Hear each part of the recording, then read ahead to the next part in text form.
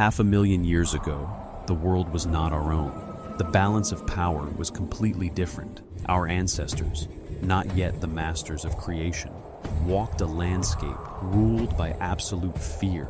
Can you imagine a world with no concept of safety, where the snap of a twig could be a death sentence, and a glint of an eye in the tall grass was a direct look upon your own mortality?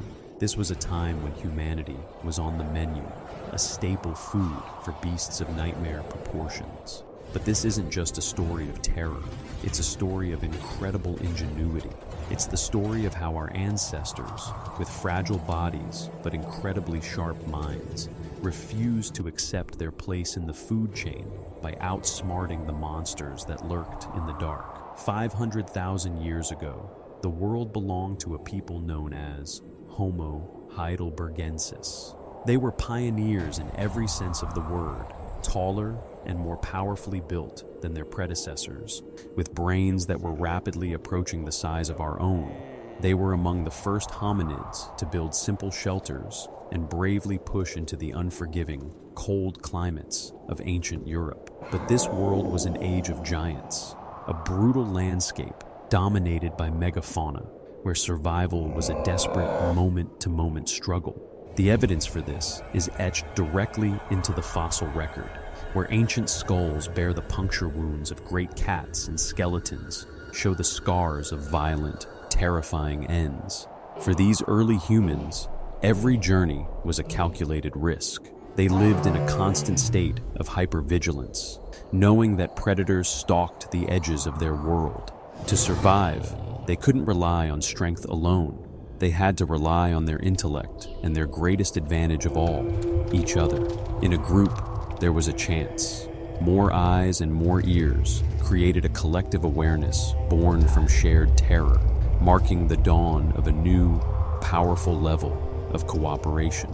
Few predators are as perfectly engineered for stealth as the leopard. For our ancestors, it was a silent, ever-present ghost. A lion might announce its power with a deafening roar, but a leopard's greatest danger is its silence. It could stalk a group for hours, a phantom in the grass, just waiting for that one moment when an individual became isolated from the others. In South Africa, paleontologists unearthed grim, undeniable proof of this ancient terror. The wounds are a perfect match for a leopard's lower canines, a chilling snapshot of a deadly attack from nearly 2 million years ago. The cat likely dragged its victim up into a tree, a behavior we still see in leopards today. This wasn't an isolated event. It was a relentless evolutionary pressure that shaped our very being. So how do you fight a ghost? You have to drag it into the light. The greatest weapon our ancestors developed against the leopard wasn't a sharpened stick, but fire. The mastery of flame was a revolutionary leap forward, pushing back the absolute darkness of the prehistoric night. Imagine a small band of early humans huddled together. The world just beyond the firelight is a solid wall of black. A sentry, tasked with feeding the flames, keeps a careful watch. Suddenly, a rustle in the brush catches their ear. The sentry tosses a fresh branch onto the fire, and as the flames surge and roar, 2 eyes catch the light, reflecting its glow for just a moment before dissolving back into the night. The leopard was there, but the fire and the unified group made the risk of attack too great. If the leopard was the silent assassin, the cave hyena was the brute force of nature, larger and far more powerful than their modern relatives. These Ice Age predators operated in formidable clans, overwhelming their prey through sheer numbers and coordinated ferocity. For early humans, a sudden encounter with a hyena pack was a waking nightmare.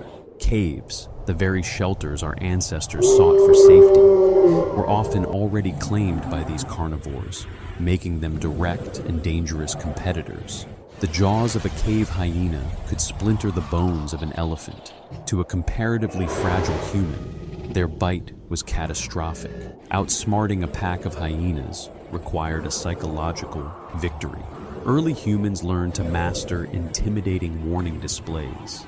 Lacking the natural warning colors of other animals, They created their own signals, a wall of terrifying noise and the illusion of greater size. Picture a small foraging party stumbling upon a hyena clan. To run is to trigger the chase instinct, and that means certain death. So they stand their ground, they yell, they wave their arms wildly, they bang rocks together, creating a chaotic, intimidating racket that shatters the silence. To the hyenas, they suddenly appear as a single, large, and dangerously unpredictable entity. This coordinated aggression creates hesitation. The hyenas, always preferring an easier meal, might back away in search of a less troublesome target. It was a victory won not with muscle, but with mind. But not all threats were pure carnivores. The wild boar of the Pleistocene was a formidable and utterly unpredictable force. Aggressive, fiercely territorial, and armed with sharp tusks that could tear a hunter open. A charging boar was a living battering ram. Unlike predators that might be deterred by a show of force, an angered boar would often fight to the death. For generations, an encounter with a boar was likely a desperate scramble for the nearest tree. But then, the balance began to shift. Humanity began its long transition from prey to predator. The most powerful evidence for this revolution was unearthed in a place you might not expect, a coal mine in Schöningen, Germany. Between 1994 and 1999, researchers discovered a set of exquisitely preserved wooden spears, now dated to be around 300,000 years old. These were not merely sharpened sticks. These were sophisticated, expertly crafted weapons. The Schöningen spears were made from the trunks of spruce and pine trees, with their weight intentionally balanced toward the front like a modern javelin. Most incredibly, their tips had been carefully hardened in a fire. Their existence proves that Homo heidelbergensis was no longer just fending off attacks. They were actively hunting large, dangerous animals. This was a seismic shift in power. Now, imagine that boar encounter differently. A hunting party of Homo heidelbergensis, armed with these javelins, moves through the landscape with purpose. They work together to drive the cornered animal toward a dead end. As it turns to make its final, desperate charge, it is met with a volley of precisely aimed spears. This isn't defense. This is strategy. This is a hunt. The very animal that was once a mortal threat was now a source of sustenance and survival. This journey from prey to predator is a story of survival written into our very DNA. Leopards, hyenas, boars, these were just a few of the terrors that lurked in the prehistoric world. For hundreds of thousands of years, our ancestors lived in their shadow, but they did more than just endure. They adapted, they innovated, and they learned. They pushed back the night with fire. They stood as a unified front against the pack, and they crafted tools that allowed them to challenge the very beasts that once hunted them.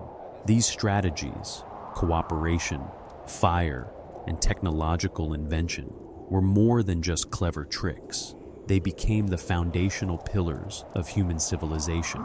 The fear of the predator forced us to become more social, more communicative, and more intelligent. The challenges of a brutal world didn't break our ancestors. They forged them into something entirely new. In outsmarting the deadly predators of their time, they didn't just save themselves.